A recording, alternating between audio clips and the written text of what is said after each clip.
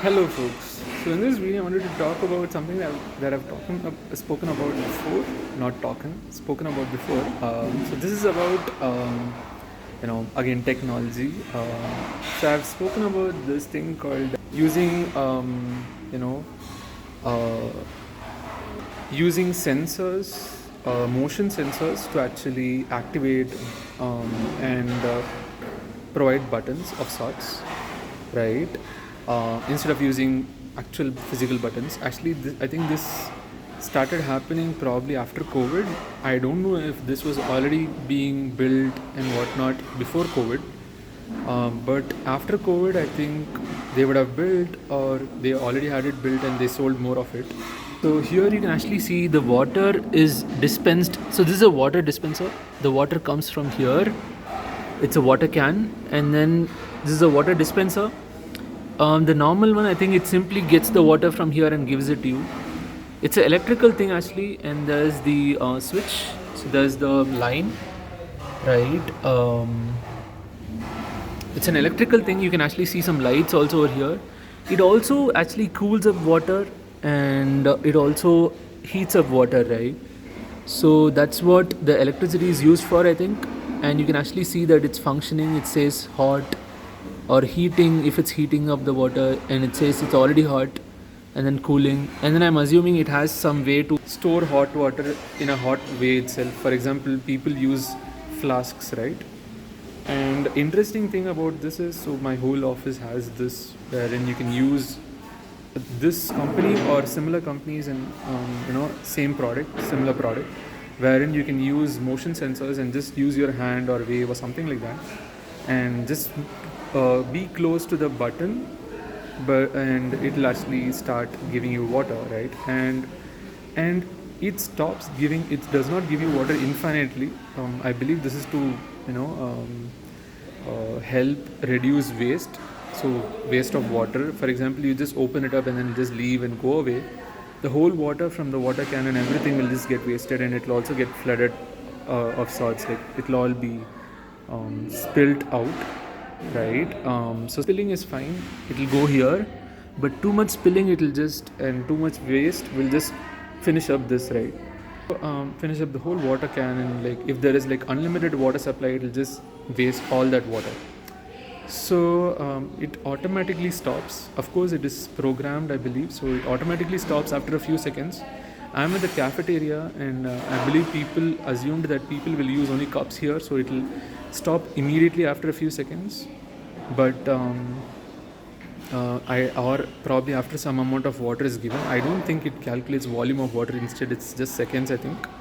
So and in other floors where people use bottles a lot, the time period for it to give water is more. So if you open it up and don't stop it, so to stop, you use motion sensors to say stop giving water. And the interesting thing is child lock, because hot water, you got to be careful. Usually the child lock in a button scenario is actually like physical button scenario is you have a red button, extra button, which you need to push sideways, and then you need to press down the button. The button is a press down button, but you need to have, there's one more button which actually does not allow you to press the heating, like hot water button down.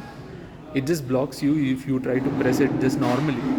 There's a small red button separately which moves sideways, horizontally, and then you can press the button vertically. So you'll have to do a horizontal and vertical motion, and you'll have to keep that red button horizontally moved always.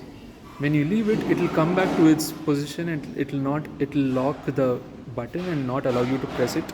So that's the child lock in physical. The motion sensor, there's a child lock over here actually. So if you see, if I go close to it, it actually gives you, stops the child lock. For example, you can actually see I actually stop the child lock like this. Can I switch it on again? Yeah, I can switch it on again. So that's the child lock, right? And so it goes off. And okay, so when you stop the hot water, you can actually see the child lock getting switched on. Like if you switch off the child lock,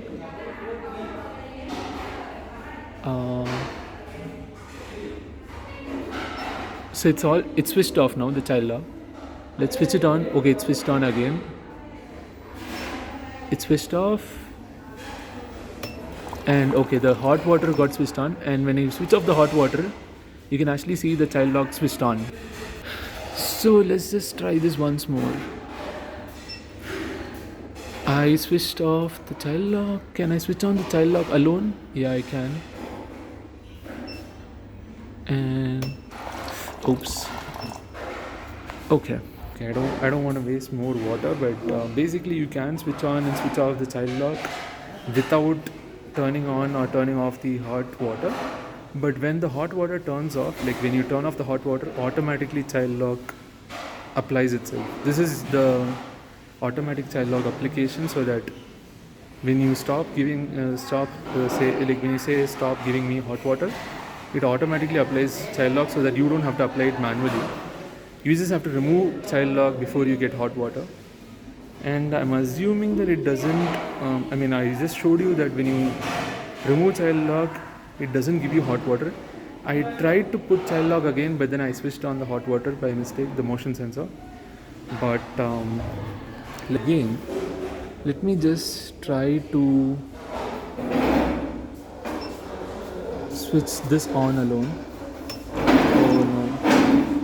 If I switch on the child lock, it starts to give me water, I think.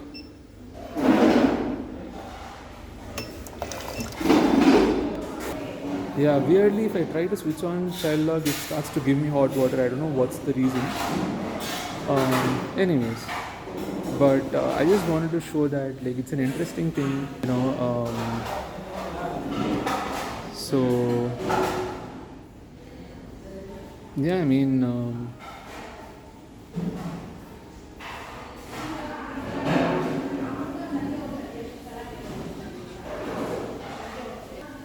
interesting stuff.